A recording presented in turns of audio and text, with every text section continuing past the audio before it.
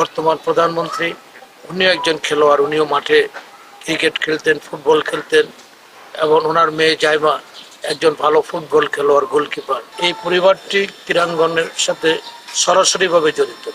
উনি প্রধানমন্ত্রী, উনি এই ক্রীড়াঙ্গনকে এগিয়ে নেবেন। আবারও বাংলাদেশের ক্রীড়াঙ্গন সতেজ হবে। বিগত 17 বছর এই ক্রীড়াঙ্গনকে এক দলীয় ব্যবস্থার অধীনে নিয়ে একটি ক্লাবকে শুধু চ্যাম্পিয়ন করার জন্য অবৈধভাবে রেফারি কিনে, প্লেয়ার কিনে এই একটি ক্লাবকে চ্যাম্পিয়ন করার ব্যবস্থা করেছে। এবং আরেকটি কাজ, সেই ক্রীড়াঙ্গনের প্রতিটি ক্লাবে আপনার ক্যাসিনো, জুয়া খেলার ব্যবস্থা, ক্যাসিনোর ব্যবস্থা করেছে। অতএব এর থেকে মুক্তি এনে বাংলাদেশের এই ক্রীড়াঙ্গনকে আমরা চাই একটি দলীয় মুক্ত, প্রভাব মুক্ত একটি ক্রীড়াঙ্গন।